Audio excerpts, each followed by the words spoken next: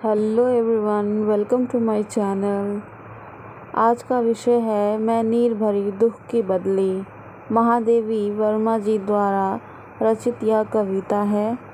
अगर यह वीडियो आपके लिए सहायक हो तो मेरे चैनल को सब्सक्राइब करें और बेल आइकन को भी दबा दें और ज़्यादा से ज़्यादा शेयर करें। तो चलिए वीडियो शुरू करते हैं।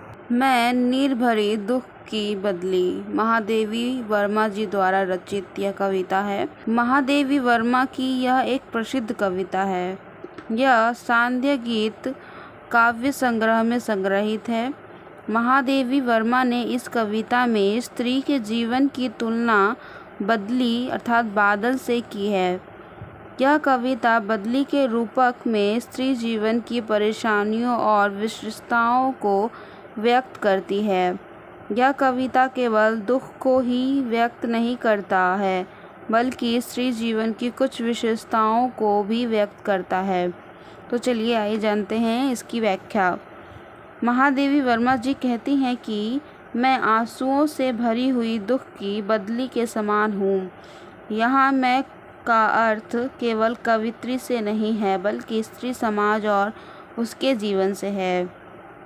महादेवी बदली के रूपक के माध्यम से बताना चाहती हैं कि स्त्री के जीवन में कितना दुख है और स्त्री का जीवन जिस तरह कुछ विशेषताओं से बना हुआ है। इस कविता में समानांतर रूप से बदली का अर्थ और स्त्री का अर्थ मौजूद है।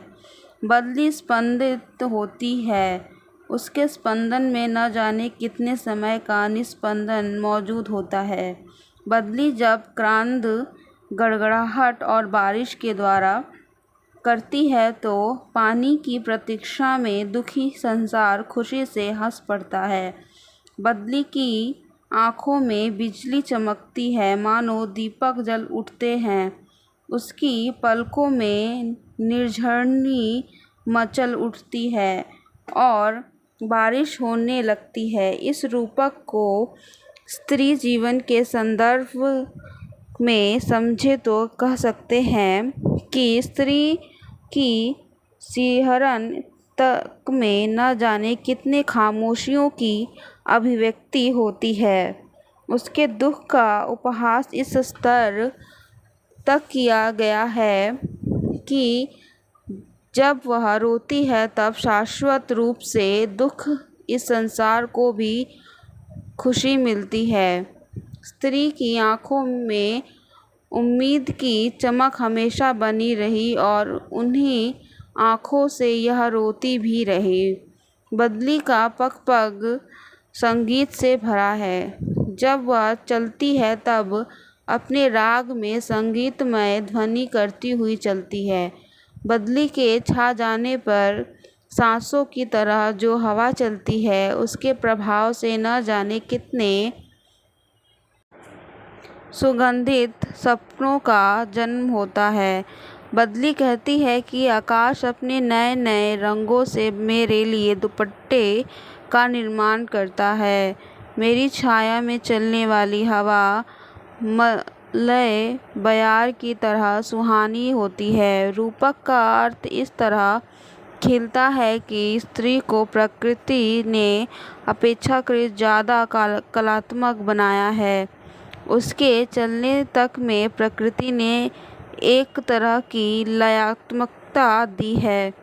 चाहे जितनी भी दुख रहा हो, स्त्री की सांसों में सपने जरूर पलते हैं। रंगों की शोभा उस पर ही खिल पाई और उसकी छाया में न जाने कितने सपनों को पलने का मौका मिला। स्त्री की इस भूमिका को ठीक से समझने के लिए पुरुष से उसके रिश्ते को ध्यान में रखना प्रासंगिक होगा। पुरुषों ने कला के विभिन्न माध्यमों में स्त्री का जो व्यक्तित्व गढ़ा है, उससे भी इन बातों की पुष्टि होती है। कलात्मक रचनाओं में बताया गया है कि स्त्री सपनों को जन्म देती है, उसका साहचर्य सुगंध से भरा होता है, उसकी सुंदरता पर पुरुष न्यौछावर हो जाता है आदि। धुएं की तरह बदली जब क्षितिज पर छा जाती है तब मौसम के बिगड़ने की चिंता प्रकट की जाने लगती है। मैं धूलकणों पर जल बनकर बरसती हूँ। मेरे बरस जाने से नए जीवन को अंकुरित होने का अवसर प्राप्त होता है।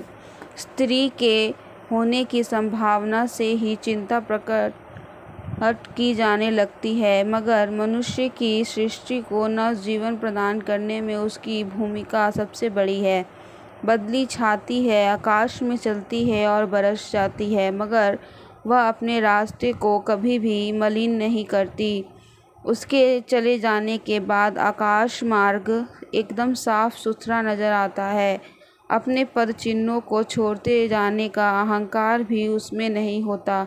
लेकिन यह सच है कि मेरे आने की स्मृति संसार को सुख की सिहरन से भर देती है। स्त्री संसार में आती है, मगर उसकी भूमिका कहीं दर्ज नहीं की जाती। पुरुषों के नाम और काम याद रखे जाते हैं, लेकिन स्त्री के आगमन को जब जब याद किया गया, एक सुखद रोमांच की अनुभूति हुई। इस विस्तृत आकाश का कोई कोना बदली के नाम दर्ज नहीं हो सका। उसका परिचय और इतिहास बस इतना ही है कि कल वह उमड़ी थी और आज मिट गई। स्त्री अधिकार विहीन रही।